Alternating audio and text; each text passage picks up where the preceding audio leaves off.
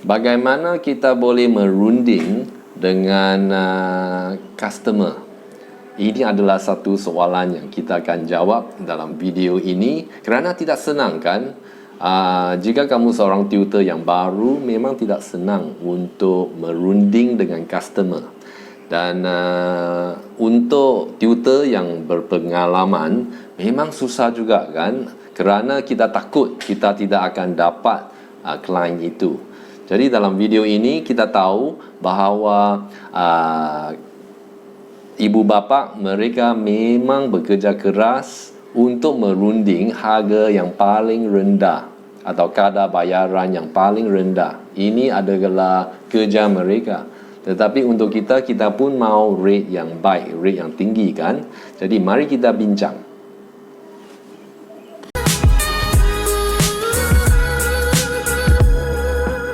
Video ini ada 6 langkah yang kita akan sebut bagaimana kita boleh merunding dengan berkesan dan harap kita boleh dapat rate yang baik untuk kita. Jadi langkah yang pertama adalah kita perlu kenal pasti berapa rate atau kadar bayaran yang kita nak charge customer.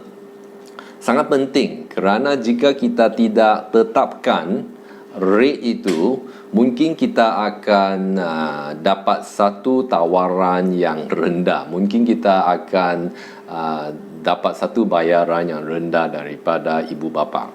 Jadi kita perlu menetapkan berapa kadar bayaran kita, berapa yang kita nak charge untuk 1 jam.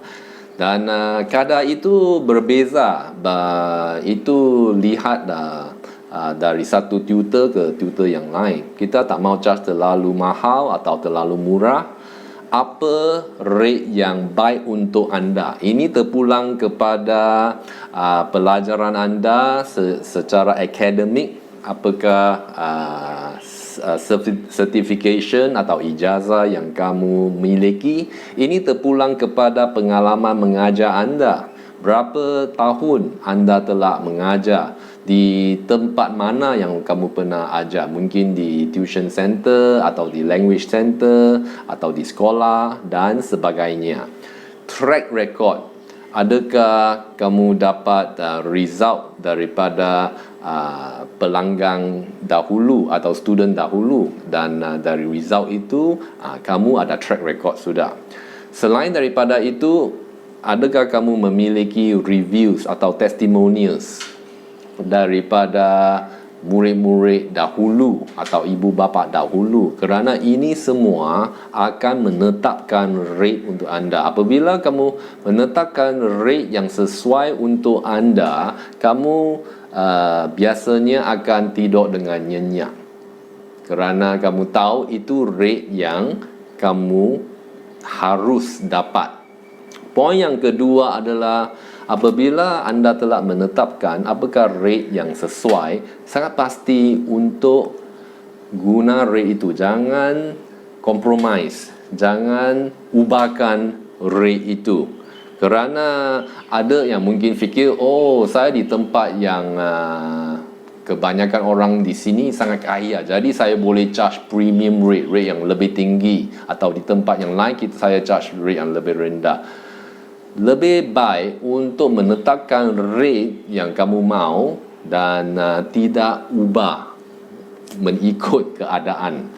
Poin yang ketiga adalah apabila kamu telah menetap rate anda, bersedia untuk berjalan. Maksudnya, jika orang tak setuju dengan rate itu, bersedia untuk lepaskan student itu. Kerana tidak senang untuk berbuat sedemikian, kerana kamu telah mengusahakan banyak masa untuk menjadi seorang tutor yang baik. Dan mengikut pengalaman saya lihat bahawa untuk ibu bapa, mereka memang mau bayar lebih untuk education, quality education atau pendidikan yang berkualiti. Dan mereka mau tutor yang berpengalaman, yang boleh mencapai kemajuan, membantu anak mereka untuk mendapat result yang baik. Dan mereka memang akan sudi untuk bayar lebih. Jadi ini adalah menurut pengalaman saya, banyak customer begitu. Mereka akan bayar lebih untuk quality.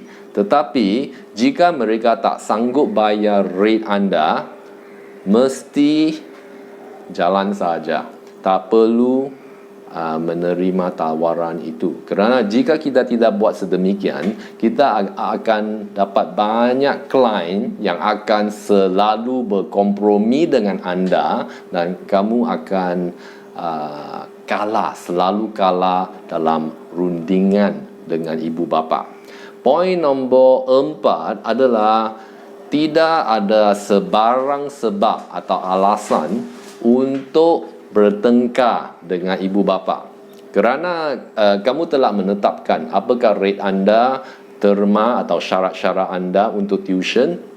Jadi kita perlu hormat bahawa semua klien, semua ibu bapa, semua pengguna, mereka memiliki hak untuk setuju atau tidak setuju dengan syarat anda. Jadi sama dengan kita sebagai guru tuition, kita pun ada hak untuk memilih pelanggan. Kita mau ambil pelanggan atau kita susah untuk ambil pelanggan, kan? Jadi jika ibu bapa mereka rasa susah untuk terima kadar bayaran anda atau syarat anda, tidak apa.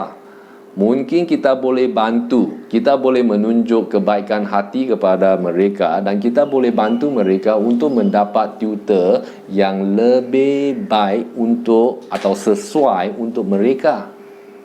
Jadi ini satu perkara yang baik yang kita boleh lakukan.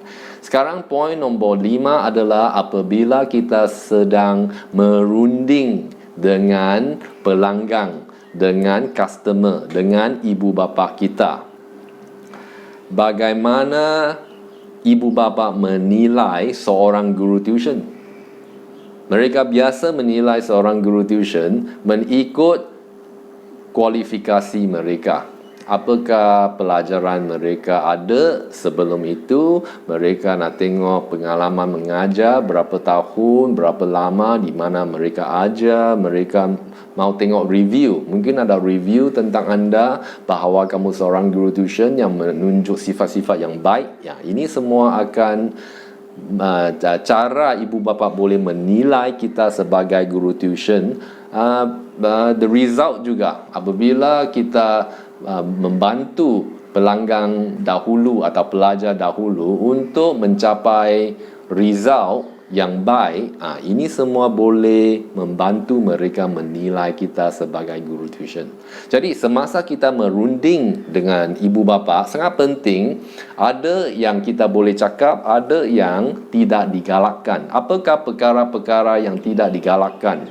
Sebagai contoh, kita tidak mau memberitahu mereka tentang masalah kita perlu kerja ini supaya kita ada duit untuk bayar sewa, atau kamu perlu pilih saya sebagai guru tuition kerana saya duduk sangat dekat daripada rumah anda, atau tentang masalah yang kita sedang hadapi, atau kita nak memanggil ibu bapa untuk sila bersikap adil kerana saya memang perlu kerja ini atas sebab-sebab yang tertentu atau masalah kita. Kita tidak mau memberitahu mereka tentang masalah kita. Tetapi apa yang kita nak runding adalah apakah nilai yang kita boleh berikan kepada ibu bapa.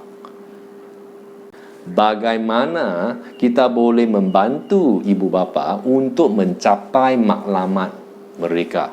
Bagaimana kita boleh membantu anak-anak mereka. Kita nak cakap tentang mengapa kita lebih baik daripada guru tuition yang lain.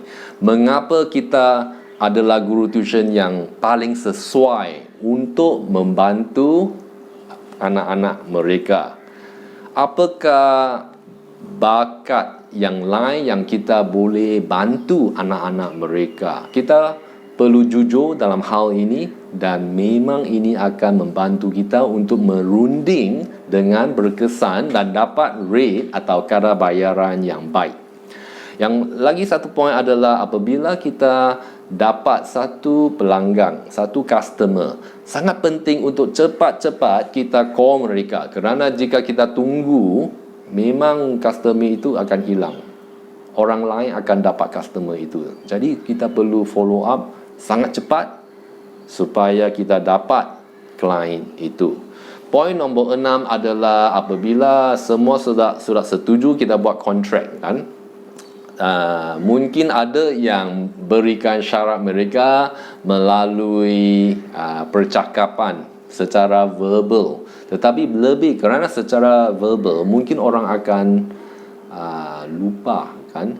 Jadi lebih baik kita tulis semua dalam surat atau di atas kertas atau secara elektronik, satu perjanjian di antara guru tuition dengan ibu bapa. Kita boleh letakkan apakah kadar bayaran, apakah syarat yang kita sedia ada, dan selepas itu kita boleh berikan mereka banyak masa untuk membuat pilihan, untuk fikir adakah mereka setuju dengan kontrak itu. Dan kita boleh bersedia untuk memberi sebarang penjelasan dalam kontrak itu kepada ibu bapa.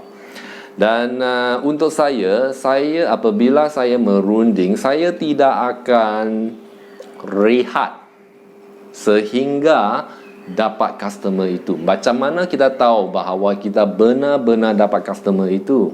Kita tahu menerusi apabila kita dapat wang itu sudah masuk ke dalam akaun kita, itu sudah confirm.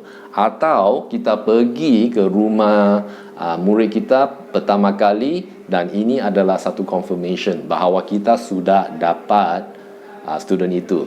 Jika tidak, apa-apa pun boleh berlaku. Tiba-tiba mereka cari seorang lain, mereka ubah pilihan mereka dan sebagainya. Jadi sangat penting untuk confirm bahawa kita dapat customer itu melalui rundingan yang berkesan. Jadi harap kamu enjoy video ini dan jumpa lagi pada masa yang akan datang.